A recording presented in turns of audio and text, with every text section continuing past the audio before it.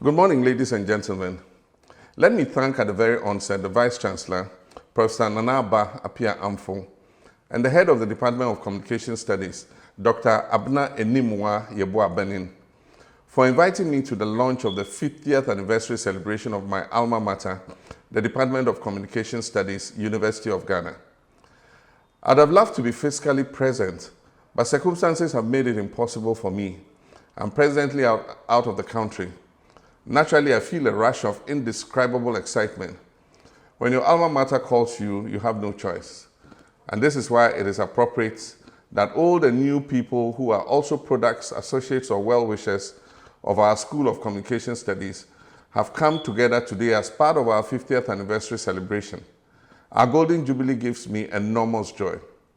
Ladies and gentlemen, His Excellency Dr. Dramani Diallo, Country Representative of UNESCO, Professor Martin Otenga Bebio, Provost of the College of Education, and my younger brother, the Minister of Information, Kojo Opon Nkrumah, lecturers, staff, and students. Today we commemorate 50 years of scholarship and training in communication. Indeed, I can hit my chest and say proudly that 36 years ago, me too, I was here some. What a stay it was, and what an impact it has made in our lives in the various fields of professional endeavor. We've all carved a niche, and it's breathtaking to see how far the world has come since we walked the corridors of this school. More importantly, what an impact our school, using us as instruments, has been on our Ghanaian society, on the continent, and across the globe. It is most appropriate at this point to extend my heartiest congratulations to the management staff, students, and the entire university community who have throughout this 50-year journey contributed towards molding the school, now Department of Communication, into what it has become today. Ours is a world-class school grounded for raising brilliant communication professionals. Ayiko, I'm grateful for the training I received in this school that prepared me for the responsibilities I was to face later in life as Minister for Communications, managing the information and technology transformation of our nation, and subsequently as communications person representing the minority in Parliament on all matters of public communication, and above all, serving in the two highest offices of the land, first as Vice President and later as President of the Republic.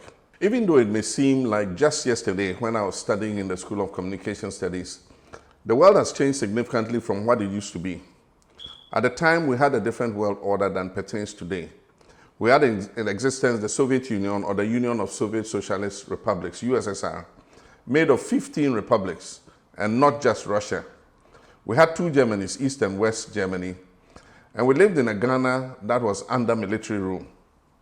At that time, black and white television sets were still available for those who couldn't afford colored sets. We used video cassette recorders and enjoyed music played on gramophones.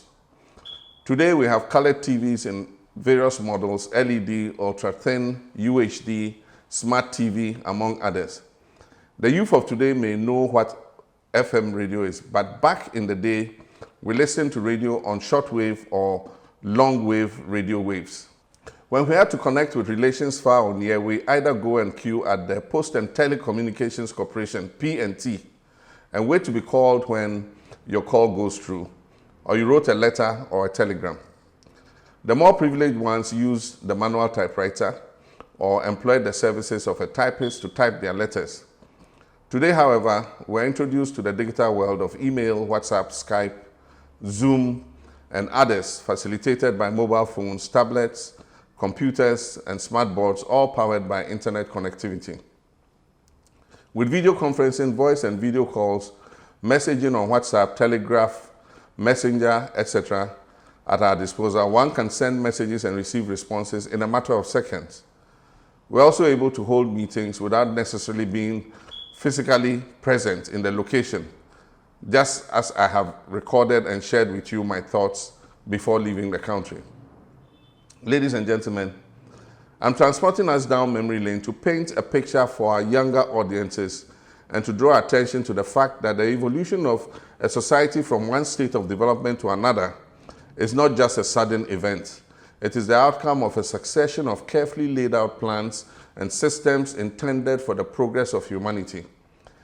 Every inch of progress that is made is built on the work of succeeding generations. Just as the PAV ancestors, Professor Ansu Tremes and Margaret Amoako-Hennes played their active roles, we're seeing the Dr. Abna Enimwa Yeboah Bennings also building on the solid foundation of the past.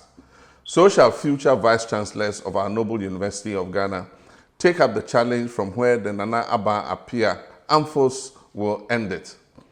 Throughout these relays of development, our goal must be to add to the gains of our professors for present and future generations to leapfrog to higher heights. From a previously analog world in which we existed and we were taught, we have over the last few decades entered a digital era, one that dictates almost every aspect of our way in life.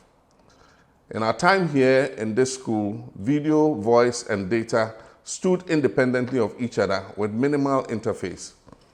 There's convergence today of all these means of communication, a convergence that has made it possible for smartphones powered by broadband to serve as television sets and computers, a convergence that has made it possible for digital communications technology to accelerate the pace of business, including advertising. As a result of this, it has brought considerable convenience to consumers, including families, businesses, and governments as we interact. You can order a product from within the neighborhood to places beyond the country and crossing all the way to other continents with just a click of a button.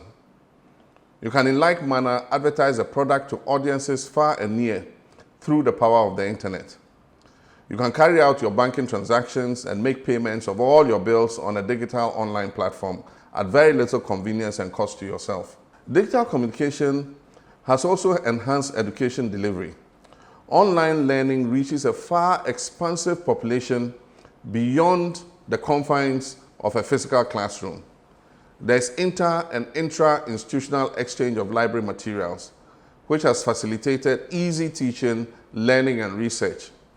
In this respect, I look forward to seeing a future where all our traditional universities can fully embrace smart digital technology and adapt immersive learning technology to simulate the required learning environment scenarios and context to facilitate teaching and learning.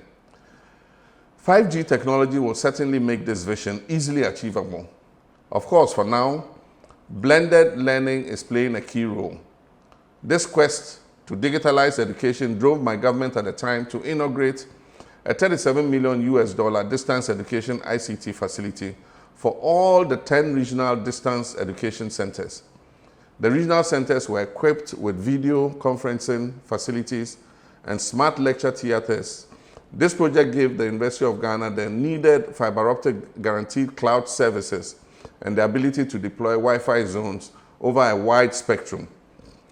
In like manner, while deploying the over 800-kilometer Eastern Corridor fiber optic project to provide high-speed internet to over 120 communities from Ho to Boko, with a link from Yendi to Tamale, we also extended fiber optic to the campus of the University of Health and Allied Sciences in Ho to facilitate teaching, learning, and research. A US $97 million e-Transform Ghana project was also initiated, and we included in it e-education in addition to providing funding to develop iHubs and MLabs to nurture new businesses for jobs creation. As a proud alumnus of this noble institution, my administration also empowered the private sector to deploy 4G internet technology in addition to what government was providing. When COVID-19 reached our shores, these investments in fixed and wireless broadband made it possible for us to work from home and attend meetings via remote participation. These interventions of governments are driving the proliferation of digital applications. Today, we're also powering the social media. Through social media, relationships are formed and others revitalized. People can raise funds and engage in campaigns in support of a particular agenda. Indeed, some meet their will-be life partners through this medium. Unlike in the past, when someone is abroad and you have no idea what they look like, you can see them via video calls. For those of us who are religiously inclined, we can join live prayer feeds no matter where we may be in the world. Distance or the physical structure of a church are certainly no barriers, and the broadcast can reach millions in a matter of seconds. So prevalent has digital communication technology become that today one can harness the power of mass media and have a bouquet of television, radio, or even newspaper subscriptions on a phone.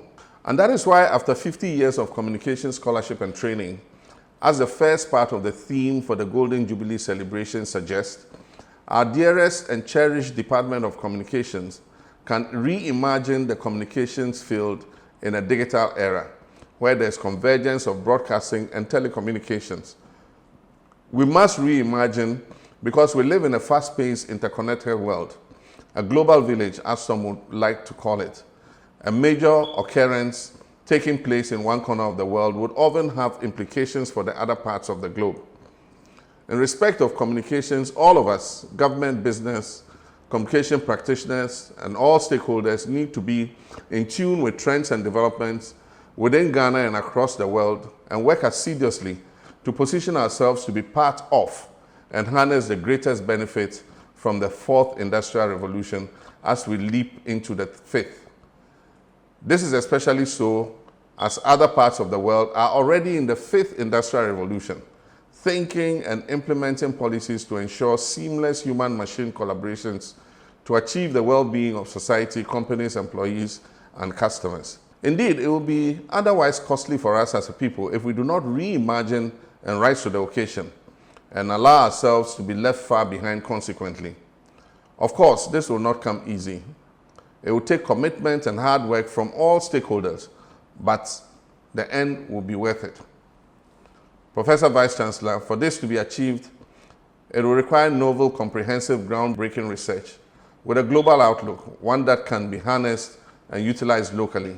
Prof, I'm reassured that you have initiated the Vice-Chancellor Student Digitalization Initiative web platform to create a culture that promotes research, teaching and learning, among others. Count me in on your efforts to deepen classroom modernization, provide each student with a laptop, and the provision of hotspots, comfort zones. We shall be partners in development. I'm aware of the conversations around the need for increased and more accessible funding sources to enable research needed for progressive development steeped within our peculiar context. I believe that this is a conversation that we should revisit. We have always been a people of undoubted potential. However, if we are to make the kind of impact that we are capable of, then we need adequate and relevant research to ensure our growth as a country. Secondly, as we do here at the Department of Communications, it will take relevant, purposeful, theoretical, and hands-on practical training of the human resource base. The training of communications professionals must include all allied fields, such as journalism, and even teachers of information communications technology from the basic to the tertiary level of our education. It must include health and security workers and other experts. It is also imperative that we emphasize ethics in communications so that we can stem the abuse as we have seen among some practitioners in the practice of journalism and on social media in this modern world. Every citizen with a smartphone is a journalist in disguise. We must also produce sound digital natives and digital immigrants whose communication will be grounded in the values, ethics, and culture of the Ghanaian society. Finally and crucially, if we are to take full advantage of the opportunities presented by globalization with each passing day, we must ensure that new and additional required communications infrastructure is provided continually to meet the increasing demand. As the then Minister for Communications under President Jerry John Rawlings, I recall having to personally intervene so that the northern parts of our country could have mobile telephony like existed in the south. The objective was to expand access to telephony and to open the north to the opportunities that existed in our country. The Kufuor administration also played its noble part, and so did Professor Evans Atamil's administration. Almost a decade ago, during my term as president of our beloved republic, we took a decision to revamp internet connectivity, and we worked to deploy 4G technology in the country. We also completed a national data center near the Kofi Annan ICT Center. It is one of the largest data centers in West Africa, designed to promote and facilitate storage, management, and dissemination of data for both public and private establishments. As you reimagine the communications field in a digital era, in our department's Golden Jubilee, I urge you to approach government for our department to take advantage of the robust storage capacities of the data center. We house the National Data Center in a safe and secure physical and online environment with a backup site located over 200 kilometers away from Accra to assure users of safety of their data and easy recovery should disaster occur at the primary site in Accra. Ladies and gentlemen, for all the advantages of digital communication technology, we must keep in mind, however, that there's a penchant for its abuse. There is inappropriate content for young people on the internet, which is unfortunately easily accessible. So alluring is it that family values are easily being compromised, as families hardly have face-to-face relationships and communication. Heads are often buried in phones and tablets, rather than in an engaging conversation around the family table. Even more scary is the fact that with today's harsh economic situation, as well as the high youth unemployment rate, our youth have become susceptible to many social vices such as alcoholism, drug abuse, gambling, and the joining of street gangs. This situation, coupled with the advent of social media, makes them easy targets for recruitment by dissidents and terror groups operating largely in the Sahel, who try to indoctrinate them with their ideology to join their cause through the medium of the internet. As for trolls, we have all had our fair share.